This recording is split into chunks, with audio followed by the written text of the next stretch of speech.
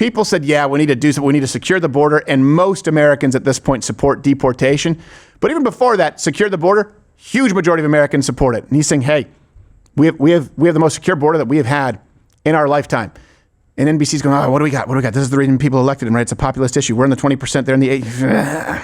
President Trump versus Kristen Welker. Good enough for you, Don't Gerald? Look at me. You're white knighting for old Kristen. So I don't think she's that old. Facts matter, Stephen. So this happened yesterday. Donald Trump, appeared on Meet the Press. Okay. He was obviously a lot of fun. And he was mostly accurate in the interview. And then, of course, they fact-checked the interview afterwards because they can't expect their journalists to do it in real time.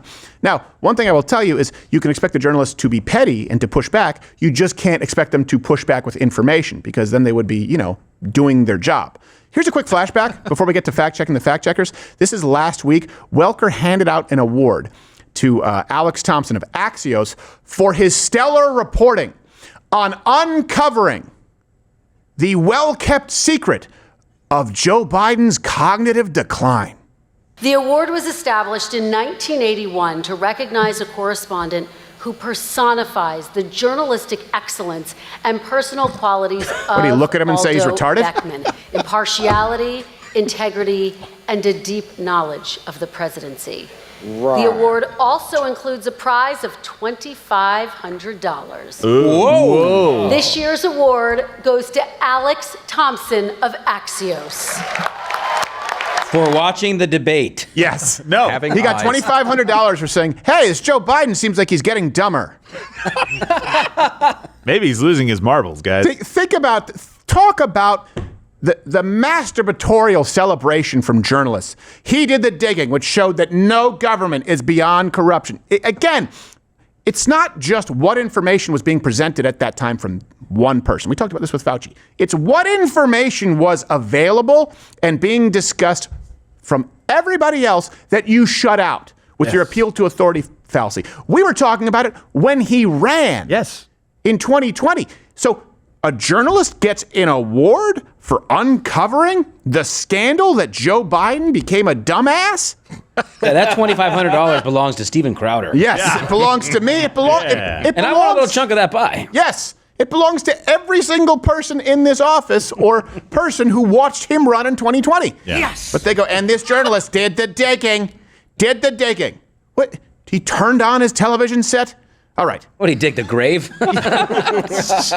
that just sets the stage so you realize, again, it's important to take this into context. These people are so far gone and so far to the left, there's no chance and there's no semblance of them ever even understanding coming to the center or the other point of view. No. Here is just a brief mashup, and we'll get to each individual claim of her interview with President Trump. It's fun.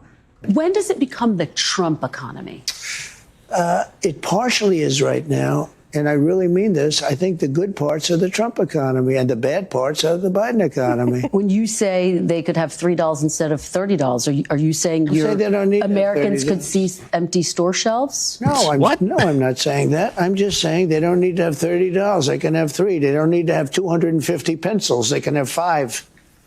But you're basically saying there could be some supply shortages because of the tariffs. We don't have to waste money on a trade deficit with China for things we don't need, for junk that we don't need. Prices are already going up on some popular items, tires, strollers. This is such a dishonest interview already. He was, I think, on CNN or MSDNC, but they're both failing networks. You're happy to know, even though one of them, I guess, is related to you in one form or another, although they're trying to cut him loose as fast as possible. What do you say to those who believe you are taking the country down an authoritarian path? Well, there you go again. Why don't you ask it a different way? I can't name one Democrat. I mean, I look at the Democrats. They're in total disarray. They have a new person named Crockett. I watched her speak the other day. She's definitely a low IQ person. And they said, she's the future of the party. I said, you have to be kidding. I don't know what they're going to do. Biden is the worst thing that ever happened to old people.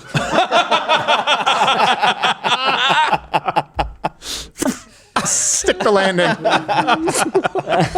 I don't even get the context of that last one, but I like it. Don't you love how the left does? They go, what do you say to people who say that, you may be the next Hitler. They do that. Yes. They do. And notice she doesn't really push back. If you watch the interview, she doesn't push back that much in a factual way. That's after the interview. Then they have an article that goes up fact-checking Donald Trump. And so they can say, well, he lies so much. And the fact is, you need to have the folks who are supposed to keep people accountable, they need to be held accountable. That brings us to the latest installment of Fact-Checking the Fact-Checkers. Tweet check.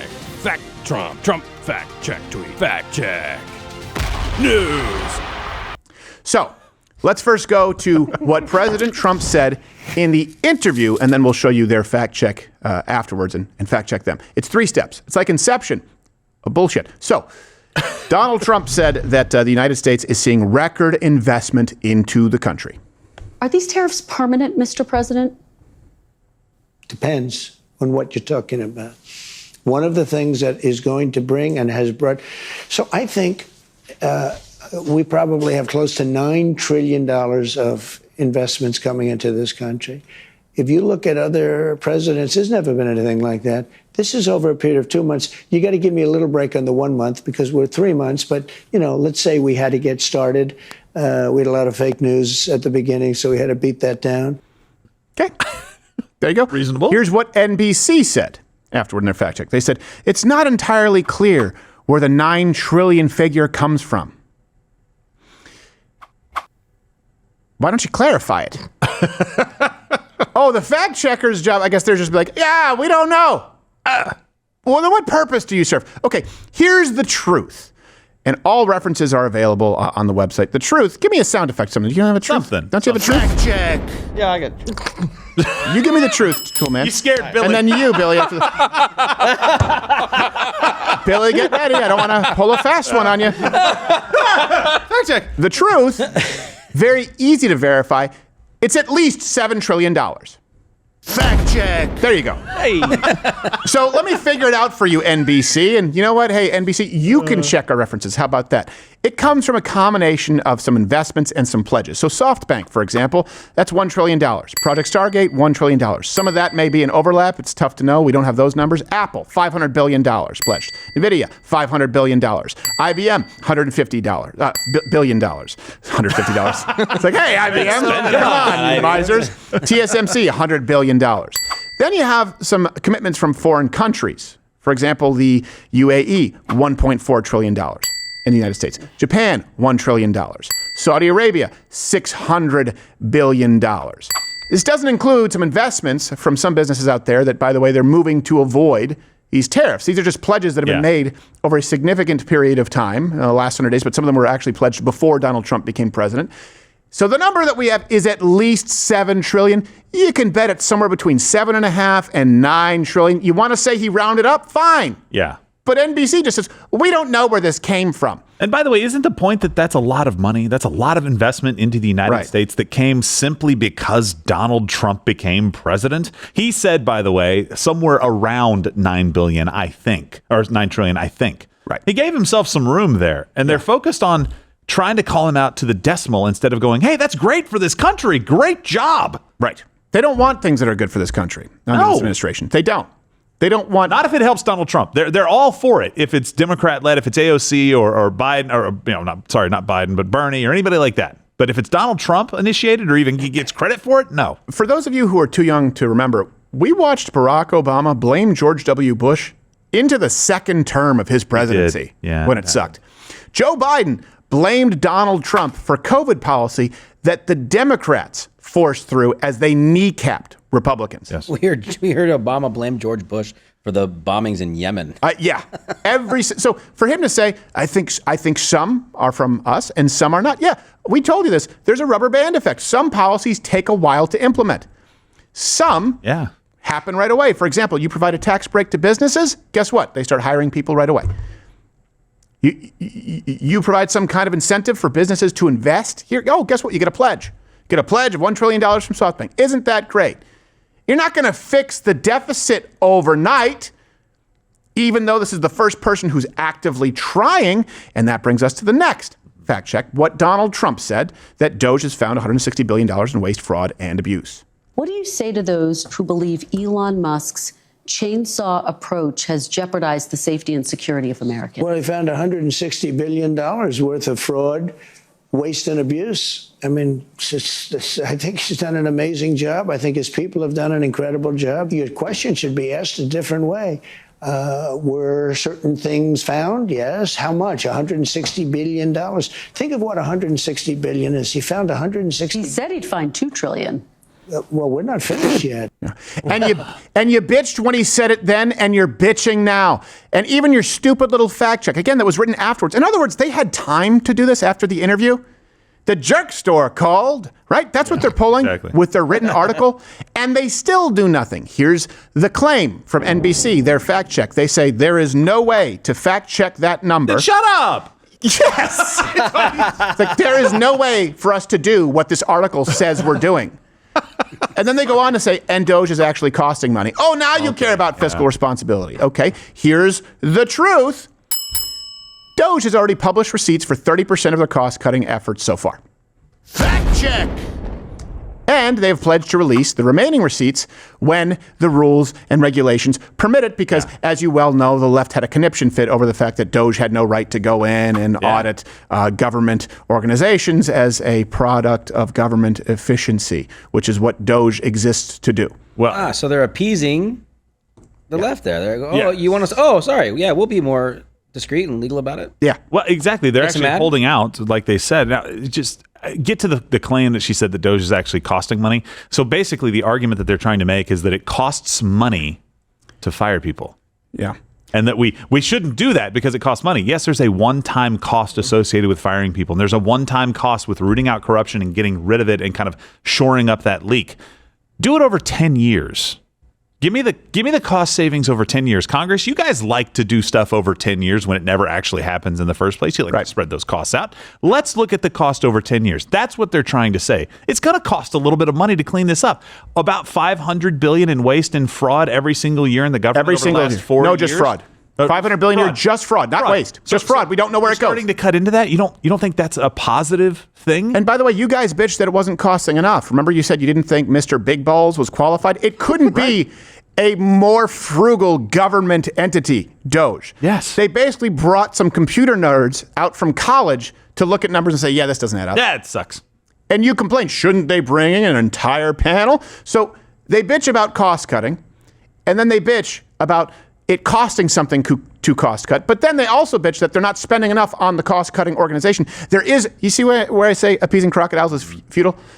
This isn't an argument taking place in good faith. Let's go to the next fact check from them. So what Donald Trump said is that illegal aliens have killed and maimed many Americans. That's pretty simple. That is. I bet they can't have a problem with this. I wouldn't think so. Mr. President, should lawful residents of this country start carrying paperwork with them when they leave their homes? I don't think that'll be necessary, but what you're not saying is that many people have been killed, maimed, badly hurt by illegal immigrants that came over that are from prisons and from jails and from mental institutions, and they're hurting our people.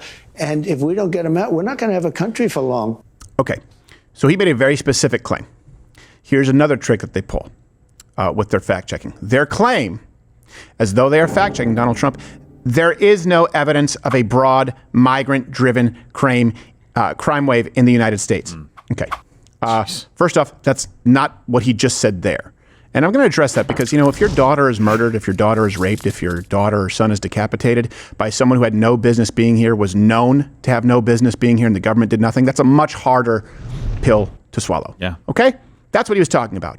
As to their fact check, they say there is no evidence of a broad migrant-driven crime wave in the United States. Here's the truth. The closest thing that we have to a legitimate study, because the left doesn't want to study it, shows that illegal aliens are 2 to 5 times more likely to end up in prison. Excuse me, fact check! Now, the problem is, and the left will throw this out too, they didn't even do this here, but they'll say, actually, immigrants are more law-abiding. Well, you're talking about legal immigrants. They throw everything in the same pot, so it's very, very hard to get these studies. This is a study from 2019 from the Federation for American Immigration Reform. Okay? And you can also look at what percentage of the population they make up versus what percentage of the population's in our prison systems, and it is disproportionate. 2 to 5 times more likely to be in prison. That's a fact. And it wasn't even the claim that he was making. The claim that he was making, which is irrefutable, is that there have been countless crimes committed by illegals. In many cases, the government knew that they were here, didn't deport them anyway. These crimes never should have happened. Hours away from the pre-trial hearing for Victor Martinez Hernandez. He is the undocumented immigrant accused of murdering Rachel Morin. A Venezuelan migrant who entered the U.S. illegally and was charged with killing Georgia nursing student Laken Riley was convicted and sentenced to life in prison. A man suspected of setting a woman on fire on a New York City subway is facing murder and arson charges. ICE saying in a statement the man is a Guatemalan citizen who appears to have entered the country illegally for a second time. Harris County District Attorney Kim Ong has announced that her office will seek Ichiro Suzuki the death bobblehead. penalty against the 2 men charged with the murder of Jocelyn Nungaray. Johan Jose Martinez Rangel and Franklin Peña, both Venezuelan nationals, are accused of kidnapping, sexually assaulting, and strangling the 12-year-old girl. Well, a man accused of engaging in a sexual act with a corpse aboard a subway train has been arrested. That's right. Felix Rojas was taken into custody last night. The 44-year-old is accused of having sexual contact with an unresponsive man aboard an R train. Ugh, gay?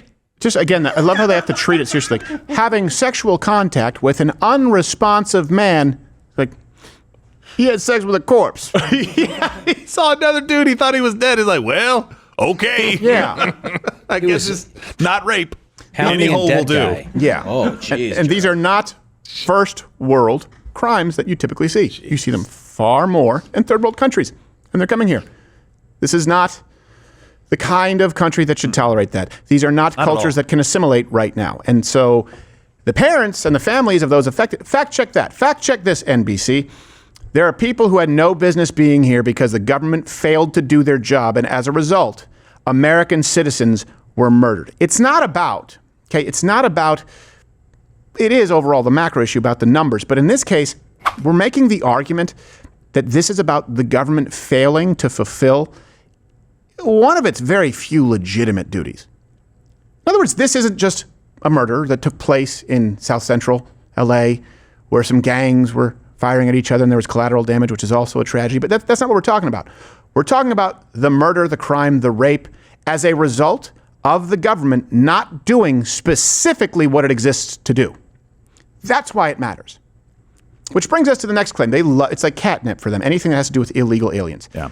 He talked about being elected, in part, to get illegal immigrants out, and that there are activist judges, as we've covered, basically stepping on the Constitution. We'll have judges, they're activist judges, they're saying, well, you know, you don't have the right to take out murderers and people that you don't even want to talk about. These are really some really bad criminal people, and they're here illegally.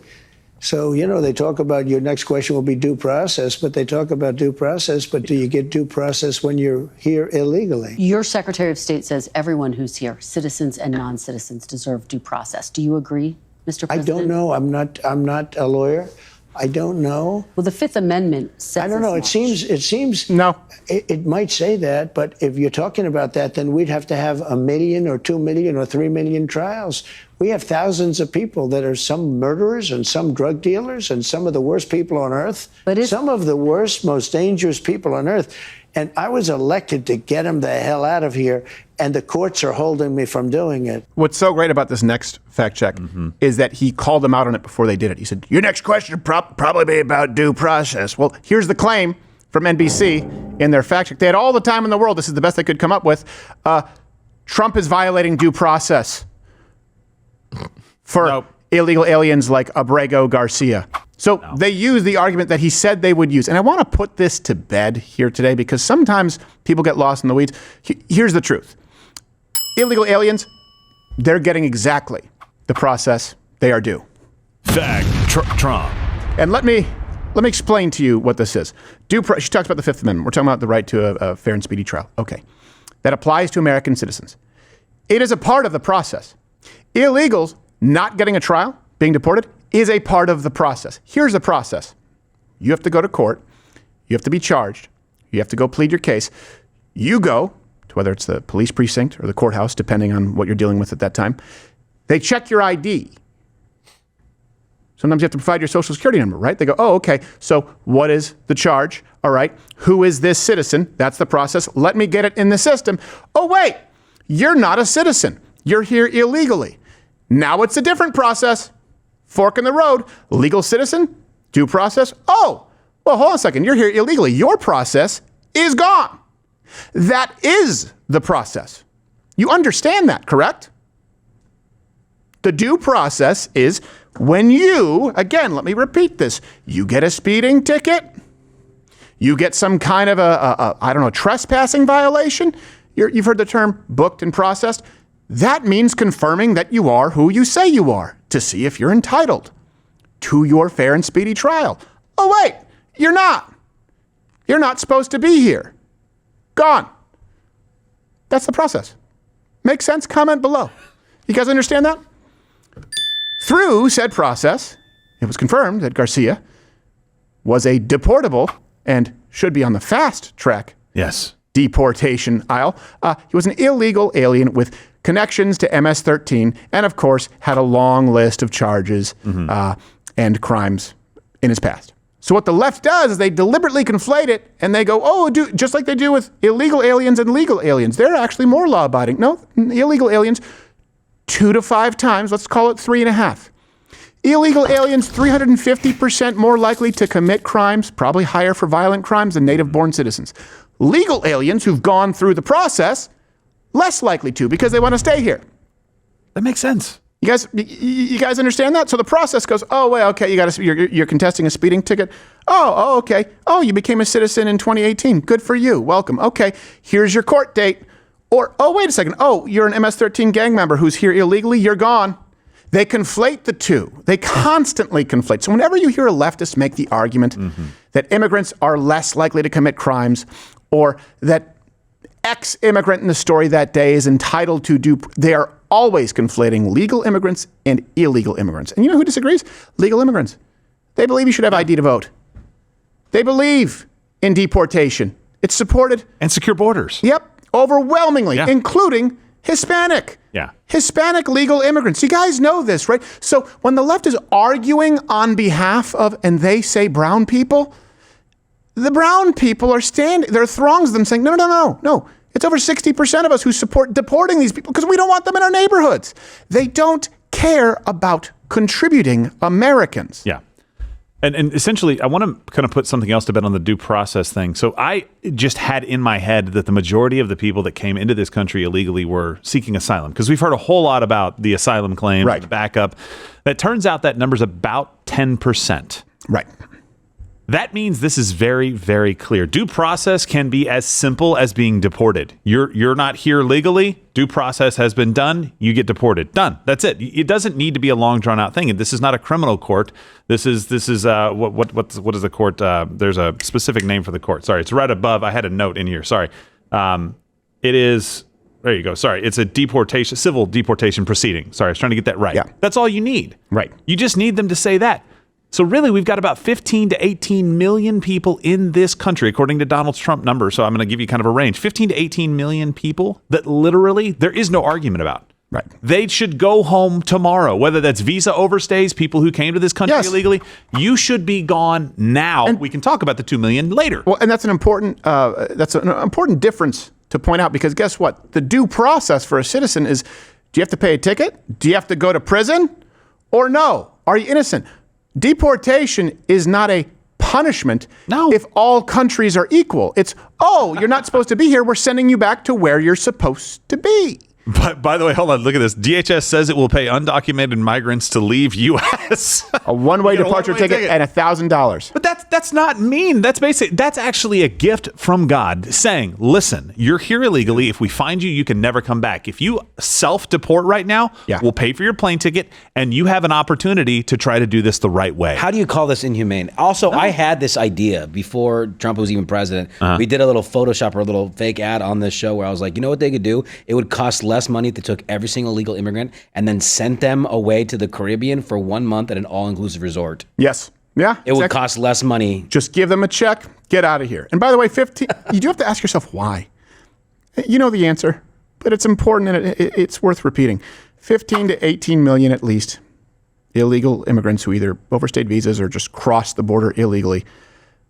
Why is the left, why are they so hell-bent on defending them? Why is the left hell-bent on making a martyr out of an MS-13 member who was simply deported and then, by the way, sent to prison in his home nation for his crimes?